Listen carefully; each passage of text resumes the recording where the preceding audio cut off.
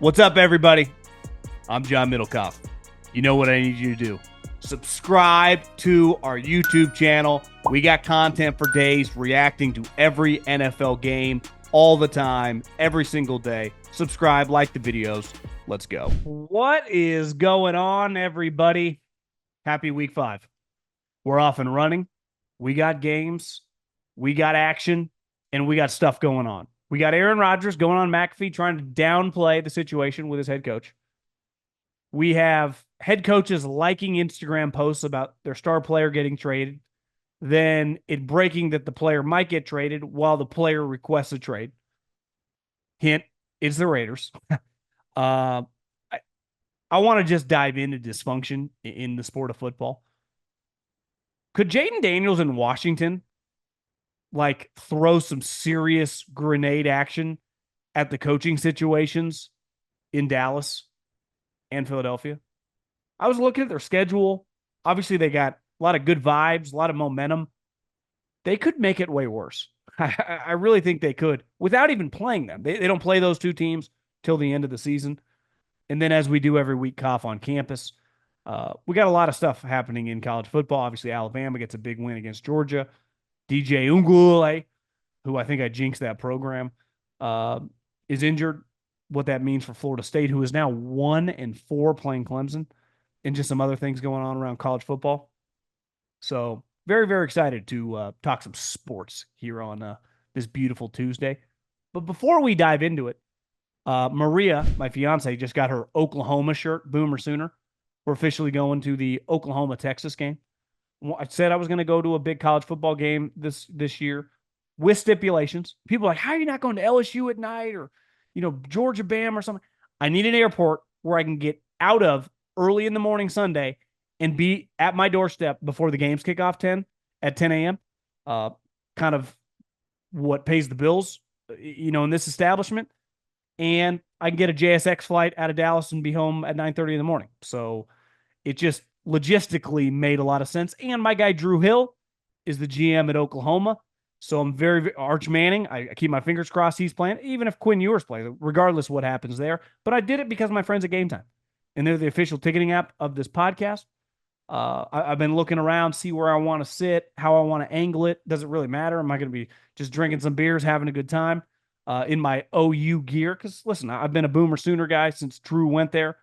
And through Bob Stoops, Lincoln Riley, and now Venables, who, got very, very lucky to get a win at Auburn. But hey, we don't apologize for W's around here.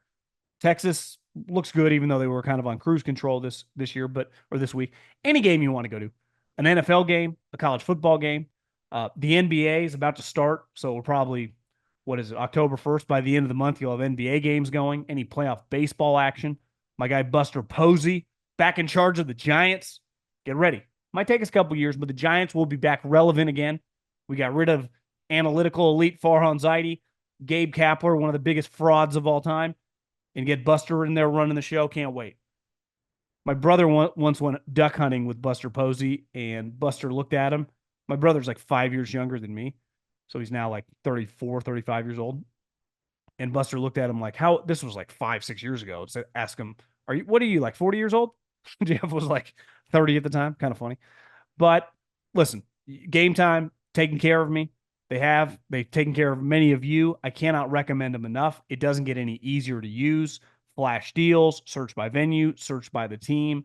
Take the guesswork out of buying tickets with Gametime. Download the Gametime app, create an account, and use the code JOHN, JOHN, for $20 off your first purchase. Terms apply. Again, create an account, redeem the code JOHN for $20 off. Download the Gametime app today. Last minute tickets, lowest prices guaranteed. Maybe I have some new listeners since the Combine, but many of you that listen to all of our stuff during the Combine, one consistent theme that I had when I went, it was the first time I'd gone in a couple years, was just how evident it was when you go there. That you look around, because it's one of the rare events in football where literally the whole league is there. A couple teams have chosen not to send their whole coaching staff or just limited scouts, but most teams sending their entire coaching staff from head coach down, their entire scouting staff from GM down, their entire front office, really. Owners are there, agents are there, everyone that matters, in the NFL media is there. It's just a really, really big event. And you really get the feel for, God, in a league full of parity, in a league where every team has money if they so choose to pay their best players big time cash. So there really is no excuse.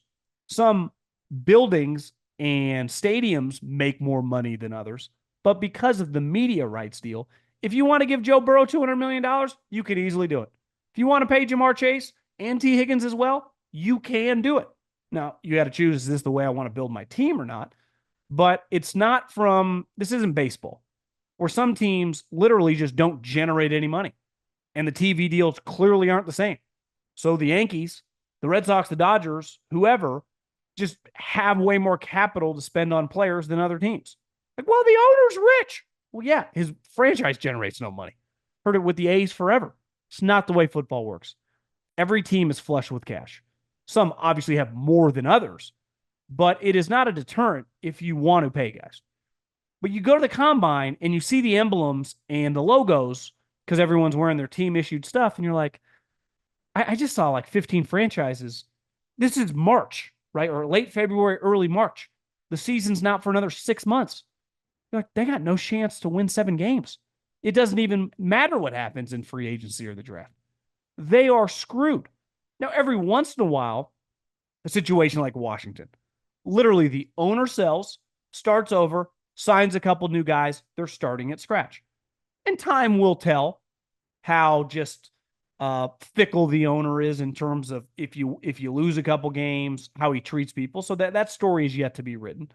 But you could argue you never know. We've seen Jimmy Haslam get a team, been a disaster. David Tepper get a team, been a disaster. But I was thinking, like, why are some teams more functional than others? Why do the same teams, like, think about the AFC right now. Who are the best teams in the AFC? Chiefs, the Bills, the Ravens. I mean, what do they all have common? It's all the Andy Reid tree. But, like, Andy Reid's been in Kansas City now a decade. He was in Philadelphia 15 years. John Harbaugh has been on the Baltimore Ravens for what? 15 plus years. Sean McDermott feels like he's been there a long time. Same coach, same GM. Mike Tomlin been there, I don't know, since I was in college. So the same teams consistently are above 500 competing in the playoffs every single year. That stat, will we have new teams? Yeah, we have a movement here and there. But the same consistent squads, like look at the NFC. Who's going to be there? Niners will be a playoff team.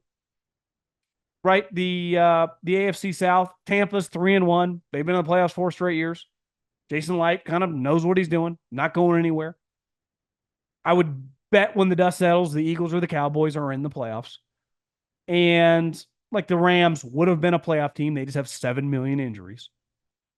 And I was thinking about Charlie Munger and Warren Buffett. Munger just died.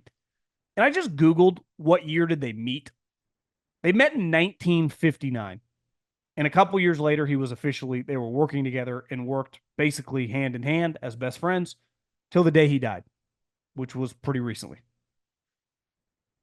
And think how many like people in business partnerships or relationships, if you get into a big fight or have serious adversity early, it can ruin it.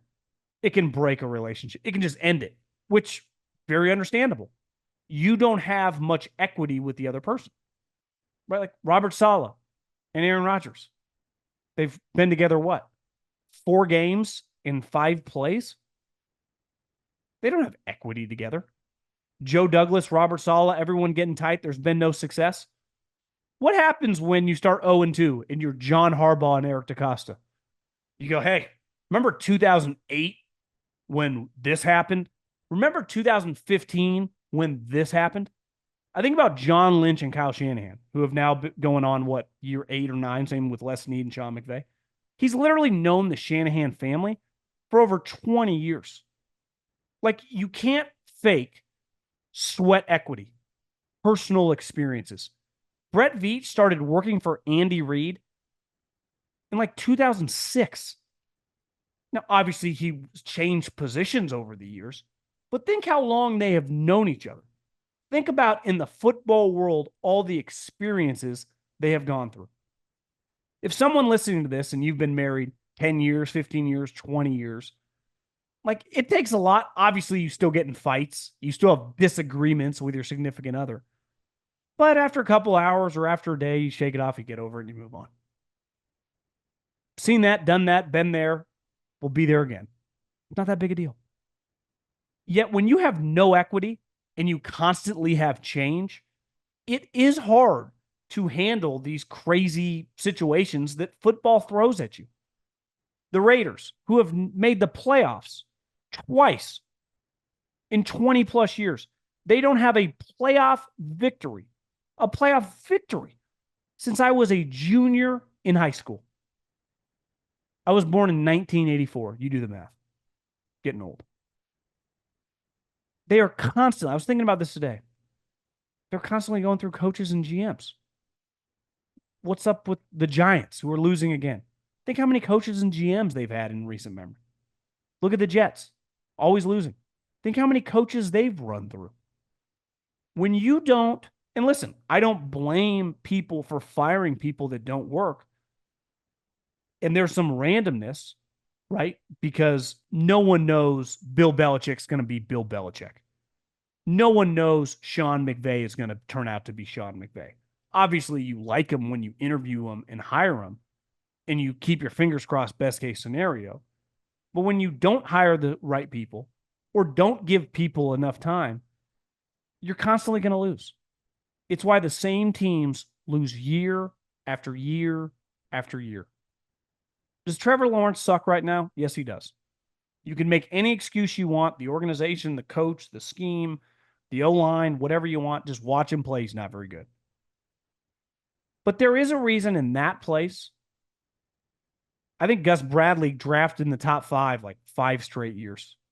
Fired him, got another guy, lost again. Now they got Doug Peterson. He's going to get fired, and they'll be looking for a new coach. Do I think the next guy they hire will figure it out? I do not. Because I just base it on history. It is hard to win in dysfunctional places. It breeds off each other. Now, some places can be dysfunctional, and you hire the right guy, and they leave that all behind. And as time goes on, it becomes the new norm of winning and consistency. But when you don't hire the right people, when your owners are fickle and, after a loss or after weird things happen, pull the trigger and fire people, you're always going to have problems. Simply, you will. And when you look at the Jets, their owner's nuts.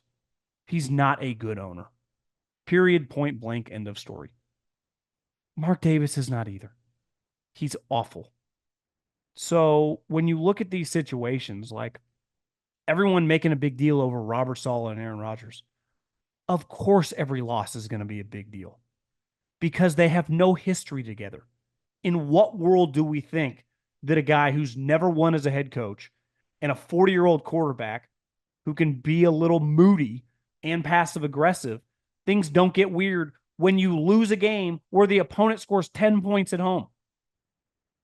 Now, if that happened to the Baltimore Ravens, if that happened to the Pittsburgh Steelers, when the 49ers just shat down their leg the other day and lost to the Rams, it doesn't derail the season. But you feel it with the Jets. You're like, God, this thing could get weird fast. Of course it could, because they have no equity together as a group.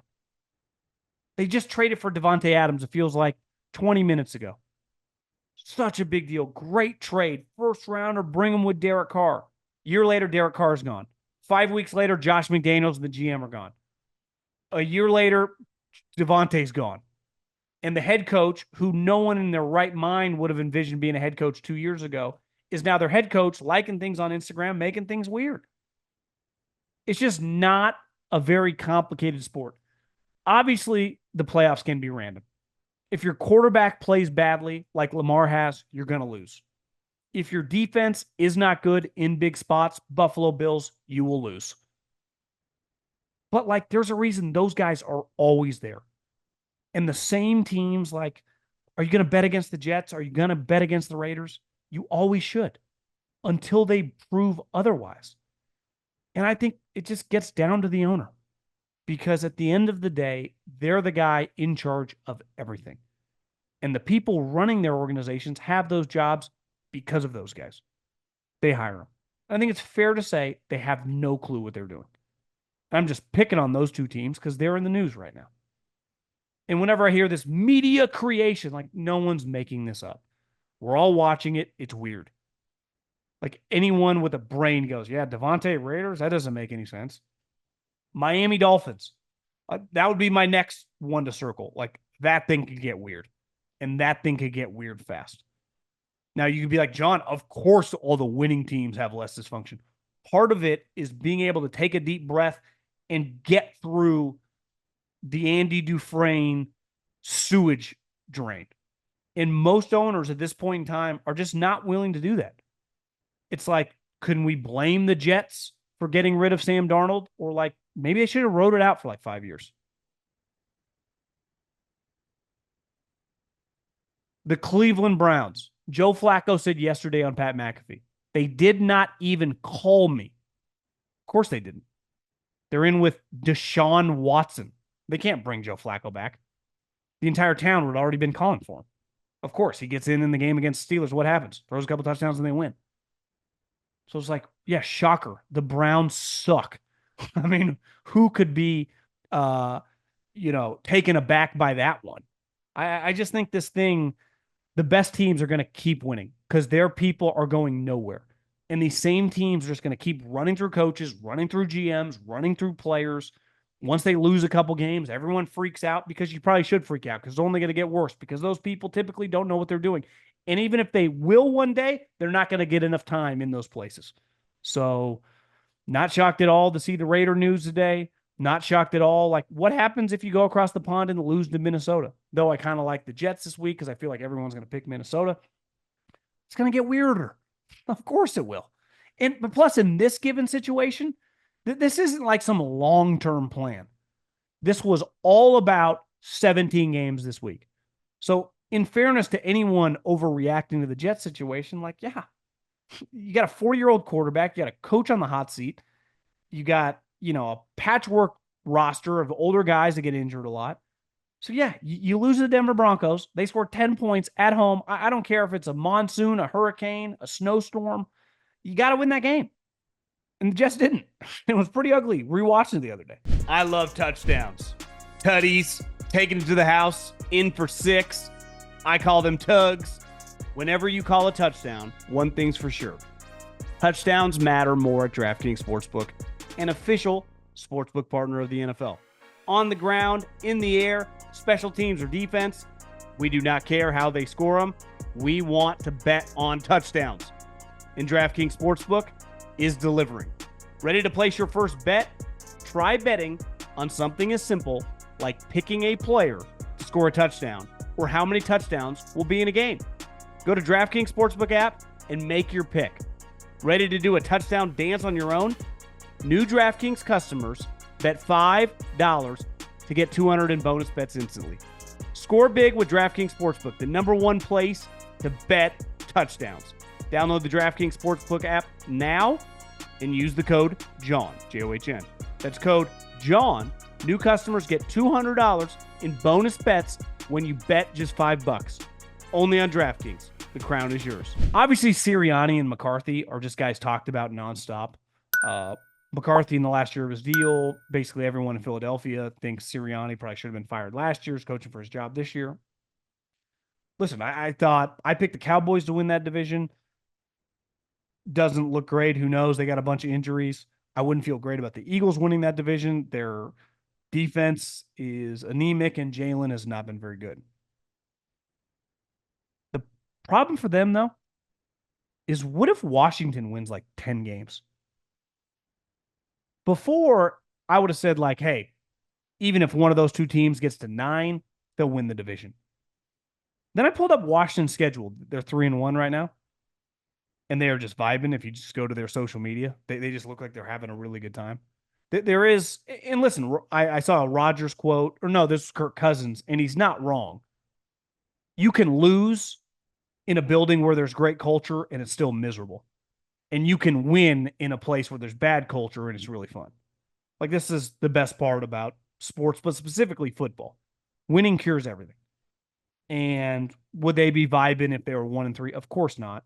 it's a double whammy. Not only are they 3-1, but their rookie quarterback looks like a star. But I looked at their schedule today. They got the Browns at home this week. Then they play the Ravens, which obviously going to be really tough in Baltimore, probably a nil. Then they have a 3-game stretch. Panthers at home, Bears at home, and then the Giants, who they beat by a field goal, but really kind of worked them in that game. It's not inconceivable if they win. I could be conservative here and just have them go 3-2. You're talking about a 6-3 team. All of a sudden, you're at 9 wins. You got 8 to go. If you go 4-4 down the stretch, you're a 10-win team. And with the Cowboys' defensive injuries, and they already had question marks at defense, with everything going on with Sirianni, what if one of those, both those two teams don't get to 10 wins? Because you'd have to assume they don't play those two teams, till the latter half of the season, like late November on. They're not going 0-4 in those games. I would say best case 2-2, but they're winning one of the 4. I'd feel pretty good about 2, but if 1, they also have the Titans on the schedule. So all of a sudden you go, well, what if they get to 10-7 and that wins the division? Now we'll have to see how the rest of the NFC plays out, but I know this. If one of those two teams misses the playoffs, adios.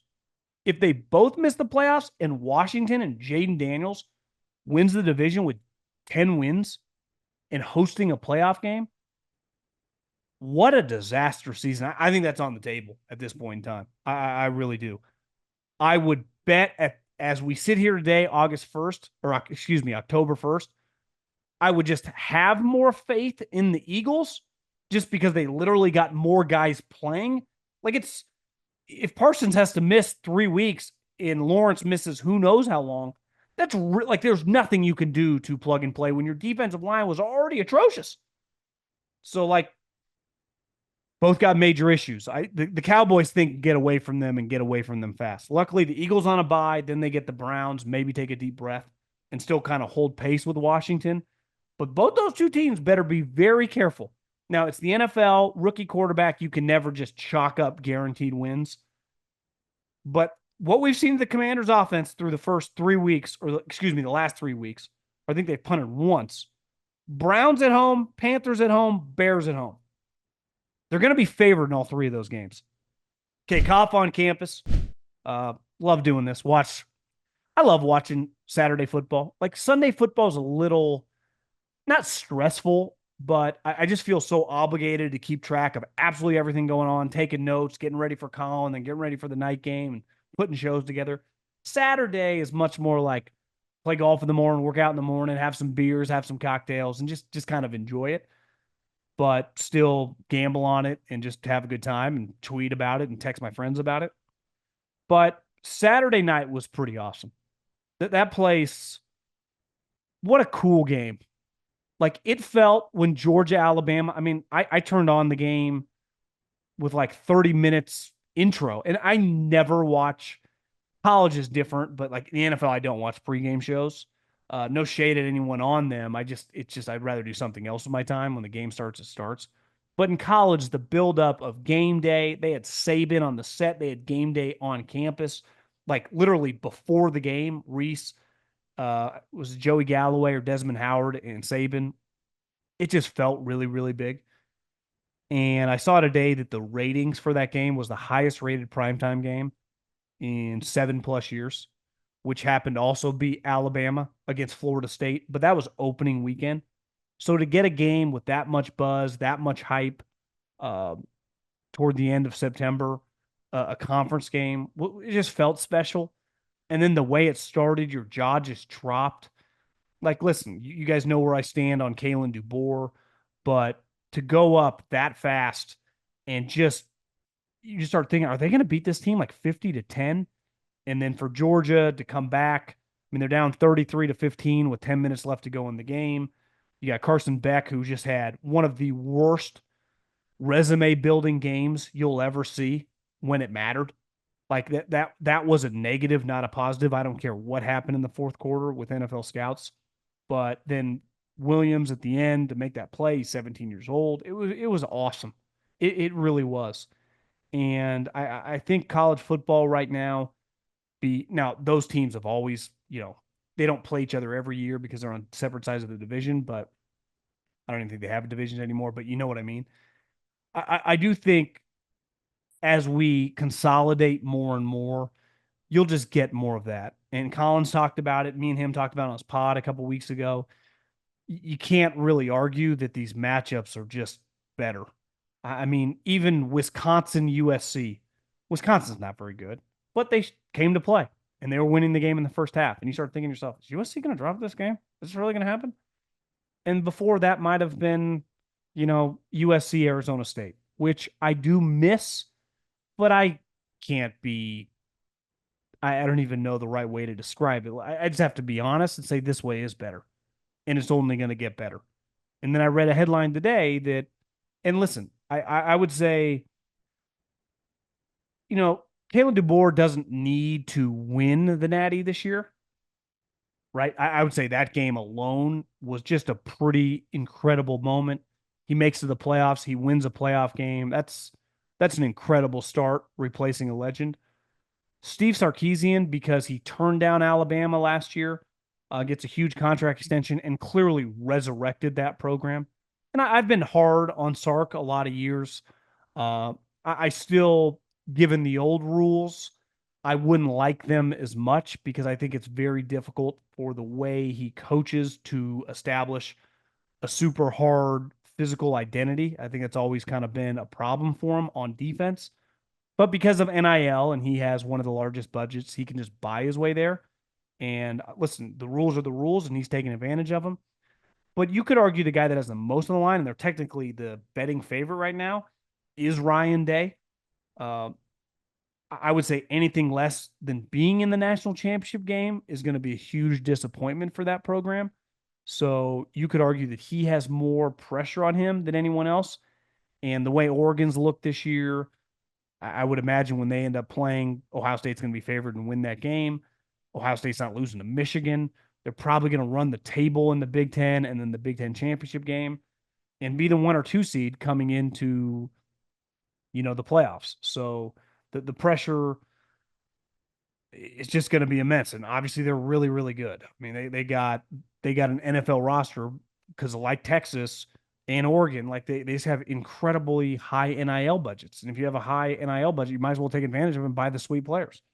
So now, who am I taking? Because I was thinking about this. DeBoer, 3 of his last 4 games, he beat Dan Lanning, who we could see in the playoffs. He beat him 3 times. He beat Sark as an underdog with, probably man for man, pretty equal teams. And then he just also equal teams kicked Kirby's ass. I know the final score was close, but 33-15 with 10 minutes to go in the fourth quarter. Well, the one guy that beat him, Jim Harbaugh, is now on the Chargers. So what game is Alabama going into with this head coach and having a disadvantage? Now, they might not have guy for guy as good of a team as Texas or Ohio State, but I've seen him beat Sark in a game as an underdog with, no defense. And Ryan Day, I'm sorry, like if you gave the top 25 programs in this country AD the opportunity to hire one of those 2 guys, I think it'd be like 90% DeBoer. Not saying that Ryan Day isn't good, but I don't know if he can build something from scratch. I've seen Kalen do that at Washington from nothing to something. 2 years later, they're in the Natty. Well, I'm seeing DeBoer right now take over a program that he was born on third base, Alabama, and he's kicking ass and taking names. So he's doing exactly what Ryan Day's doing. I'd take DeBoer all day long over him. So I think if you're an Alabama fan, if you're another fan of an SEC team, like they got it right, man. That guy, and I'm not saying he plays Kirby 10 times. He's not gonna beat him 10 times, but it's pretty clear he's every bit as equal immediately. Boise State. Now listen, what Travis Hunter is doing, end up being the Heisman, no issue with it. Travis Hunter probably should be the Heisman just based on the guy never comes out of the game, and he's just an incredible player. The powers that be, the elites in college football, and listen, I've lived it being a non-Power 5 guy when I worked at Fresno State. I get you look down upon the smaller conferences. They don't play the same schedule. They don't generate the revenue. They don't do the TV ratings. But Ashton Jeanty at Boise State right now, he has 82 carries for 845 yards. For those of non-math majors out there, he's averaging over 10 yards a carry. And he has 13 touchdowns. They've played 4 games. I understand the schedule. He's playing Washington State, even though he lit up Oregon.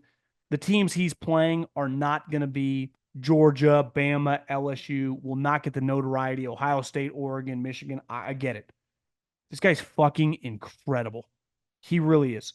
If you want to watch him, just go to YouTube and type in his highlights. He had a run in that Washington State game, broke like 3 tackles, ran away from another guy, carried a guy into the end zone. My comp for him, because I've heard he's like 5'6", 5'7", is Darren Sproles. And Darren Sproles, 20-plus years ago, was drafted in the 4th round.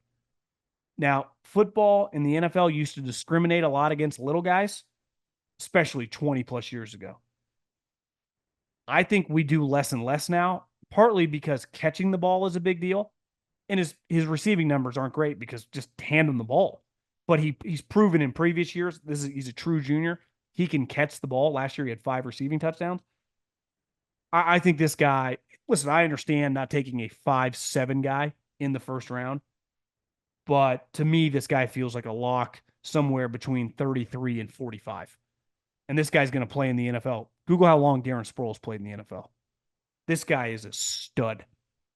I think I mentioned this a little bit earlier, but the Big Ten and the SEC powers that be are meeting in Nashville next week to discuss a scheduling alliance. We can see this coming from a mile away.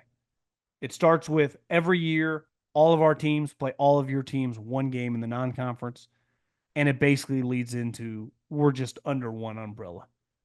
Now think of what the NFL does, right? You got 4 divisions in the NFC, you got 4 divisions in the AFC. Well, every year an NFC division rotates the 4 different divisions in the AFC. For example, this year the NFC East is playing the AFC North. The NFC West is playing the AFC East, and so on. And then every year you play a new division. So obviously you play your divisional opponents, you play a rotating division in the NFC, you play your strength of schedule opponents, and you're just constantly rotating through the league.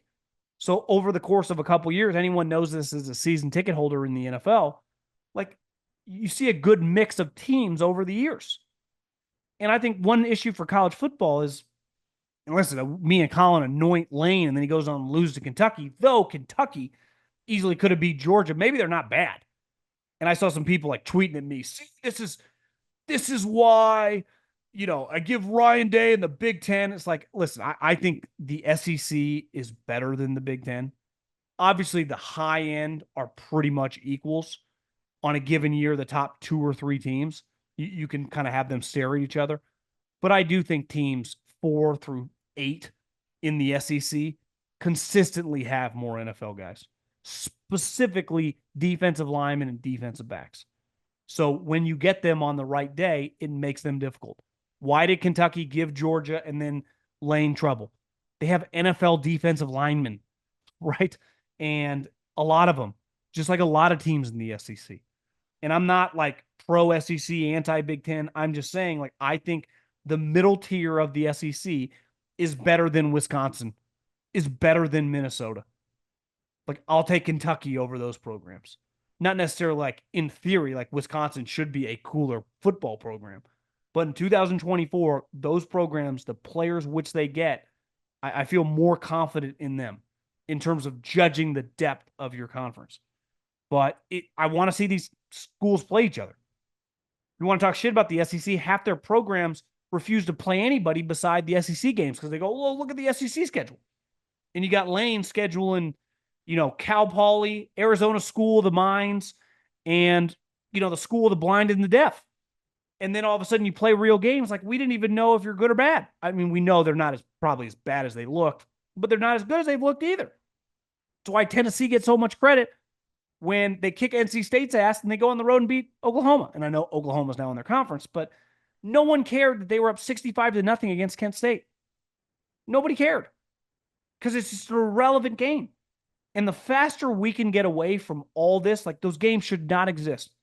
I've said forever, the Boise States, the Fresno States, the San Diego States, Appalachian State, before they bumped up, I got no issue with you playing a game against those guys. But playing the D1AA opponents is an embarrassment to everyone involved, to your players, to your administration, to your fans. It's useless. Imagine if, like, you know what?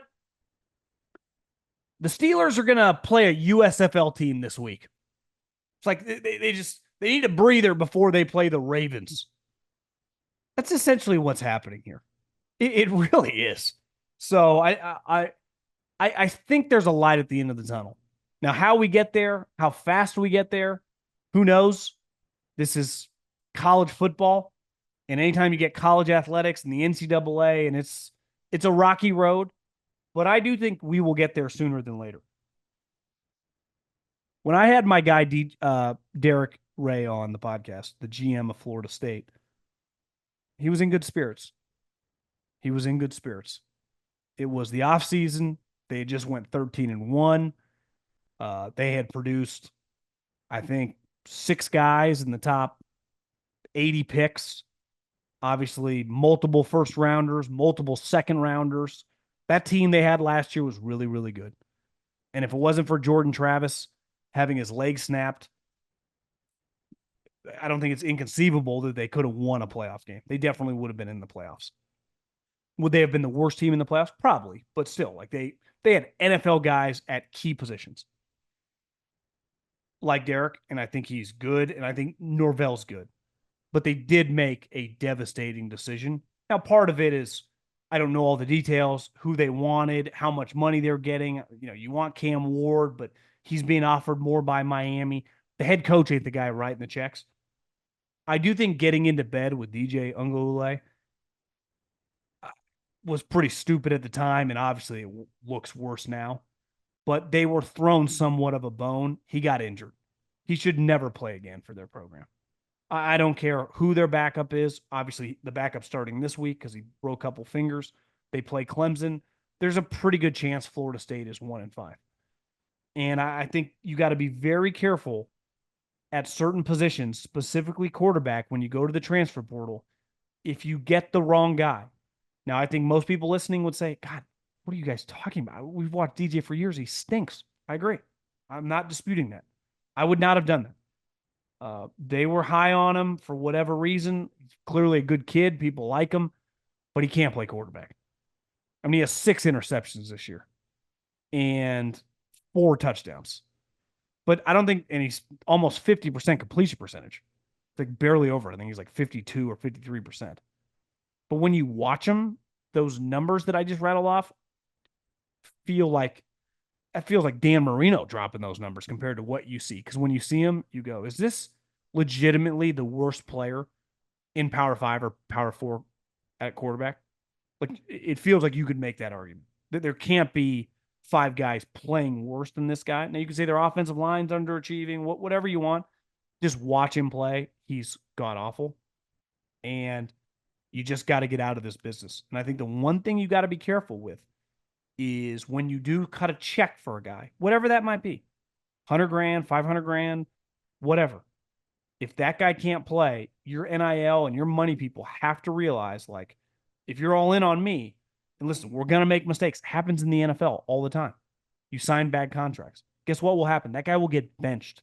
That guy will stop playing. You've got to be able to do that in college football. And unlike in the NFL where you get multi-year contracts, you're like, how do we figure this out? You just kind of bench them and move forward. In college football, it's really just based on a year. You got to have a quick trigger finger. Because when it's completely obvious, there's one thing to like hit a rocky road, like a rough game. But if after 2.5 games, I thought they should have benched the guy halfway through the Cal game, which they got very, very lucky to win.